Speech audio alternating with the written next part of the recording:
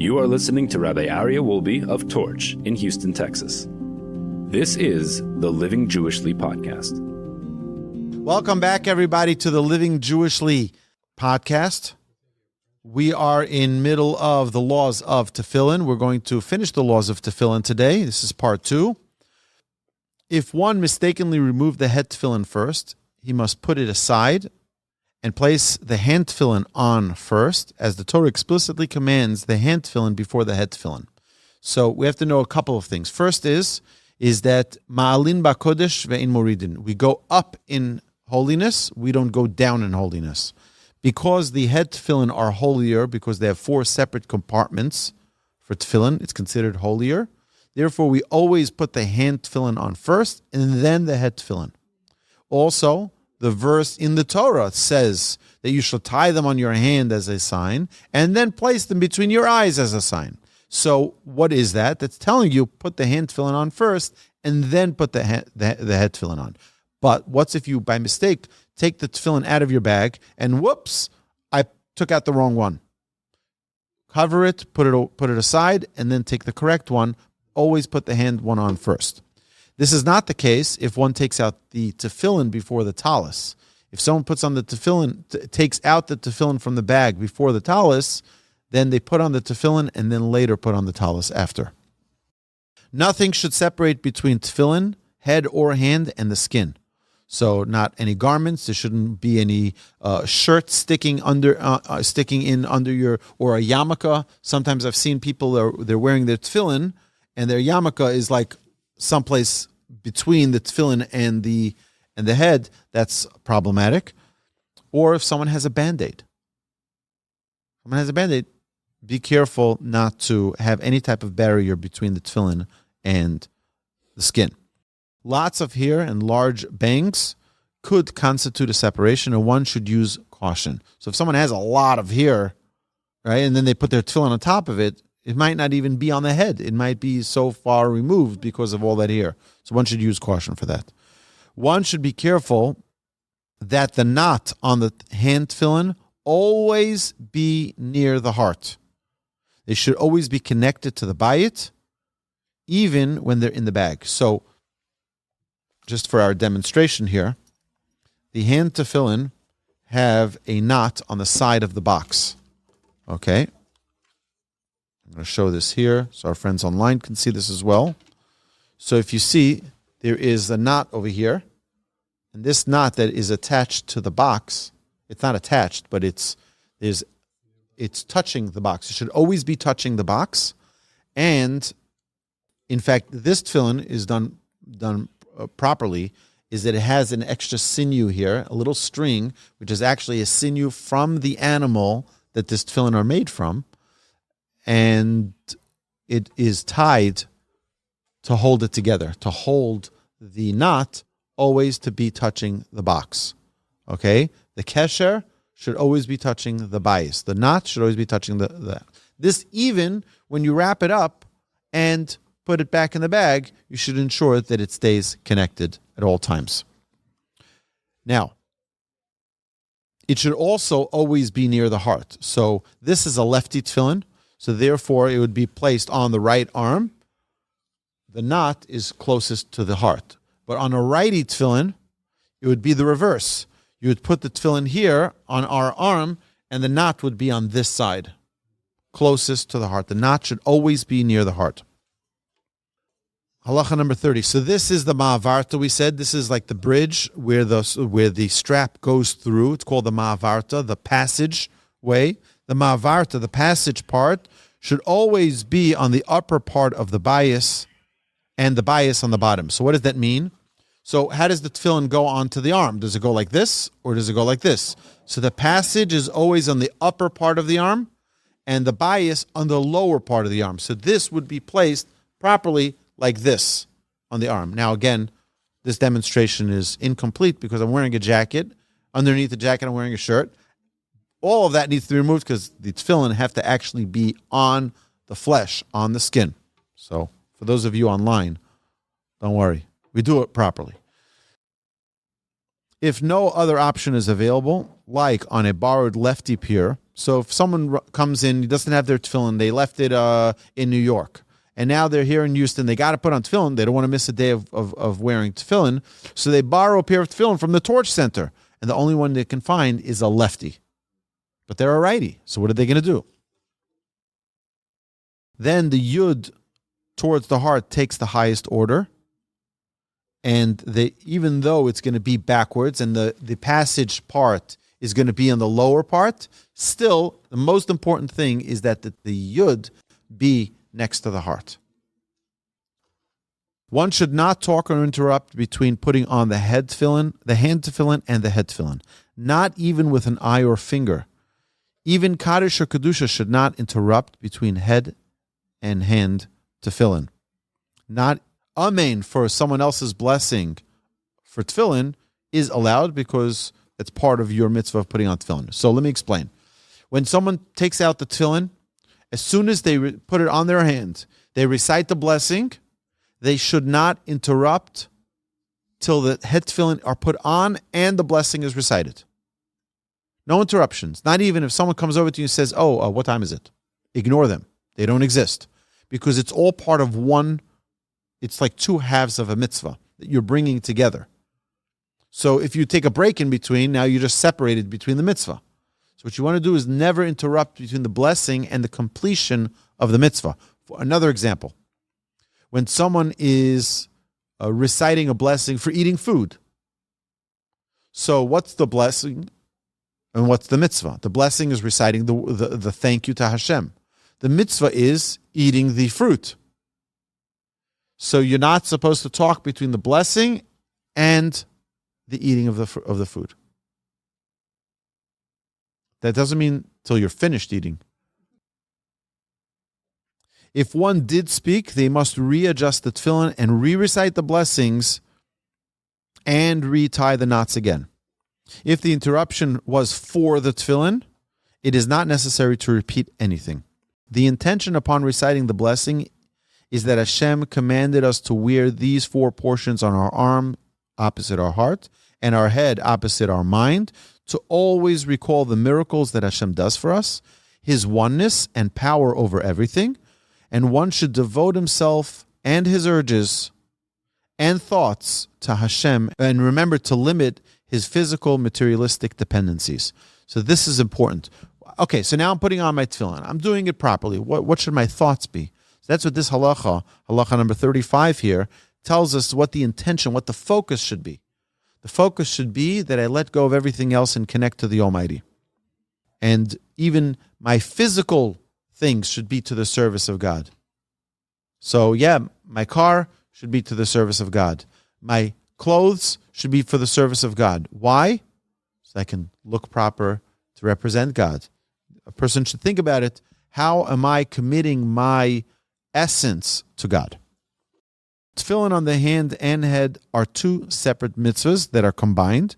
Therefore, if only one is available or only one can be worn, both blessings should be recited on the one. So here's an example. Let's say someone comes in and they need a tefillin. There's only one pair of tefillin in the town. And that tefillin is not a pair, actually. It's only one. They only have one of them, either the head or the hand. That's it they have. Or if someone injured themselves, so if someone has a head injury and they can't put tefillin on their head, or if someone has an arm injury and they cannot put, for example, someone has a cast. I've seen people with casts from their shoulder all the way to the end of their, right? So putting on tefillin on top of a cast is not really going to do much. It's not on your arm. It's on a cast. So some of our modern day rabbis will say that indeed you should still, nonetheless, put it on top of the cast. But still, a person should put what you do have, what you are able to. If let's say the person has a broken arm, they cannot. It's so painful that they can't do it. I remember when I fractured my left shoulder, so it was a big miracle because it actually happened Friday afternoon. So I davened Friday morning with my tefillin properly, and then I had till Sunday to put on my tefillin the next time because Shabbos we don't wear tefillin. So by the time Sunday came, it was already feeling a little bit less tender, and I was able to put my tefillin on, even though it was with a lot of pain, but it was still manageable. If it would have been that morning that was necessary, it would have been an excruciating pain. Tefillin on the hand and head are two separate mitzvahs. Okay. A lefty does the reverse. He places the hand tefillin on the weaker, which for him is the right hand, of what everyone else puts on the left hand because that's their weaker hand. An ambidextrous person does like a righty. So someone whose right and left are just as equally strong, then they put what a typical righty would, majority of people are righties, and places it on the hand of the weaker, the left hand. The width of each strap, so you see the straps here? The straps are, okay, so the minimum width of this strap should be no less than the length of a barley kernel. So this is considerably larger width than the barley kernel. And the length of the head strap should reach the navel at the very least. So the head strap goes around the head. There's the knot. I'll show you here. So the head strap goes around the head. This would be in the back of the head, right? This would be in the front over here, okay? And then the straps should be long enough to reach the belly. But if you'll notice, the right one, this is the right one, is always longer than the left one. See, the right one is longer than the left one. Always longer than the left one. Why? Right is kindness. Right is kindness, left is judgment. We want the right to be stronger. We want the right to be longer. Now, middle of Halacha 39, the right strap should be longer, and some say should reach the place of the bris, and this is the proper custom. The length of the hand strap should be enough to circle the hand 7 times and tie around the fingers. If the strap tears or rips, one should ask a BFR. BFR is a bona fide rabbi. One should be careful that the strap should be black facing out. Okay, so you see the black over here. There's the other side, is the lighter side. You should make sure that always the black is facing out. A special commandment for tefillin to be black. If one realizes that the white side was facing out, or if tefillin falls directly on the floor, one should fast and give charity. If they fell while in the bag, only give tzedakah. There's no need to fast as well. So if God forbid these were to fall right now on the floor, then it would be an obligation upon me to fast and give charity to compensate for that error. If the tefillin bag falls on the floor, then it's enough to just give charity. If one removes tefillin for the restroom, he re-recites the blessing upon returning, if at a permitted point of prayer. So if it's the middle of the Shema, you don't re-recite the blessings till after the Amidah, then you'll move the tefillin a little bit and then re-recite the blessing. One should concentrate when wearing tefillin. One should not eat a meal with tefillin on, and never sleep with tefillin on. Not even fall asleep in your chair. If you're falling asleep, take your tefillin off. It's number 44. One should not eat while eating. Now, it's not talking about drinking a coffee. You can drink a coffee, something which is a temporary type of eating, but a real meal, that's why I wrote a meal. Should not eat a meal. One should touch and kiss the tefillin when mentioning them, like by Shema. Always touch the hand before the head tefillin. Why? Because we always elevate in mitzvah. Head tefillin are holier. They have 4 compartments. A strap of the head, because the head is holier, should not be used for the hand. If the hand strap tore near the knot, the new knot should be tied from that side. The bag also remains holy, so therefore the bag of the tefillin, like this bag right here, the tefillin bag that the bag is carried in, this should not be used now for a lunch bag, right? Because this was used to carry tefillin. This itself has a category of holiness on it, and therefore it should not be used for anything else. One shouldn't remove tefillin until after Uval Tzion or till after returning the Torah or till after a bris, depending on the case. So on a Thursday like today, the tefillin shouldn't be taken off till the Torah is returned to the ark. Uvalat Sion is the end of the prayer. So on a regular day, not Monday and Thursday, where we don't take out the Torah, till after Uvalat Sion, which is one of the last parts of the prayer. So till then. But if you have the Torah and the Torah is returned after Uvalat Sion, then till after the Torah. And if there's a bris in the synagogue, till not after the bris. On Rosh Chodesh, the tefillin are removed before the Musaf prayer. Unwrapping the tefillin is done standing. So if someone is taking off the tefillin, they should be standing. And in the reverse of how they were done. So first remove the ties around the fingers, then remove the head tefillin with the left hand. Why? Right hand means I'm excited to do something. I do it with my right hand. Left hand is like, I really don't want to do this. I don't want to take it off.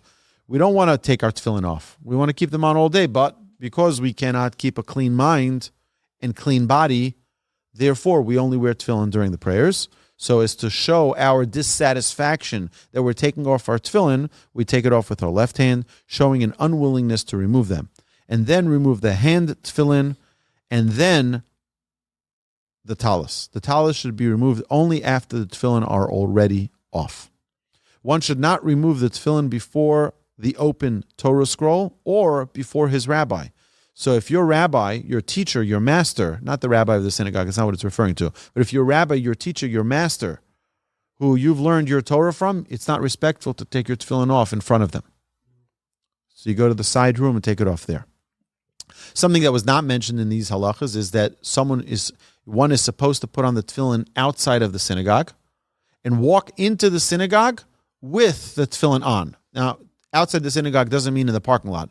Outside of the synagogue means in the room outside of the actual sanctuary. So that way, when you walk into the sanctuary, you are all fully clothed with your tefillin on. One should not remove the tefillin before an open Torah scroll or before his rabbi. Number 51, it is proper to kiss the tefillin when removing and returning to the bag. So you take it out of the bag, you give him a kiss. You put him back in the bag, give him a kiss. 52, the rosh, the head tefillin, goes on the right. Rosh, right. RR, right. Rosh goes on the right of the bag. And the yud, the hand tefillin, goes on the left. And one should be careful not to put the hand tefillin on top of the head tefillin. Why? Because then when you're going to take it out, the head tefillin are going to come out first. So be careful not to do that. That's why the bags that we have, they're side by side. And they're not a long bag, so you don't put one on top of the other.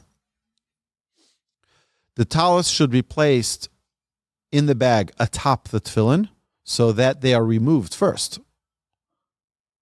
If a minyan is praying, one who doesn't have tefillin should best recite Shema and Amidah with the congregation and borrow after davening and recite the Shema again with the tefillin. Tefillin should not be worn at night, period. Ever. They should not be worn at night. It's a mitzvah during the day, not at night. The body must be clean, and one should not flatulate when wearing tefillin. Someone who is sick with any illness that cannot keep themselves clean should not wear tefillin. If they can keep themselves clean for just the Shema and Amidah, it is proper to wear tefillin then.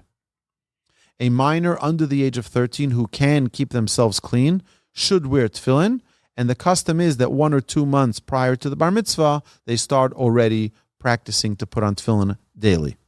The majority custom is not to wear tefillin on Chol HaMoed. Chol HaMoed is the intermediary days of the festivals. If one's custom is to wear them, they should do so privately and without a blessing, and still use caution not to interrupt between the hand and head tefillin.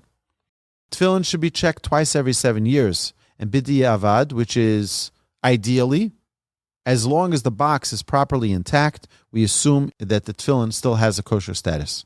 Since wet hair and perspiration can ruin tefillin, one should use extra caution so that the tefillin not get damaged by this moisture. Tefillin are precious, and we should take extra care to keep tefillin in good shape. So, my dear friends, that concludes the laws of tefillin. Next week, we move on to the next. I think next week is going to be the laws of mezuzah. Oh, it's such a great question. So here, we'll finish off with this. Next is going to be the laws of mezuzah. It's an excellent question. Why are we learning the laws of tefillin when the majority of the people in the class here are women? Our sages tell us that, the offerings, why do we learn the laws of the offerings when we don't even have a temple today? Sages tell us that by learning the laws, it's as if you fulfilled the commandment. That even if you don't perform it, by learning it, it's as if, meaning that love, that connection that comes between us and the Almighty is being actualized through the study, not through the performance. All right, my dear friends, thank you so much. I hope you enjoyed this episode. Thank you and have a magnificent Shabbos.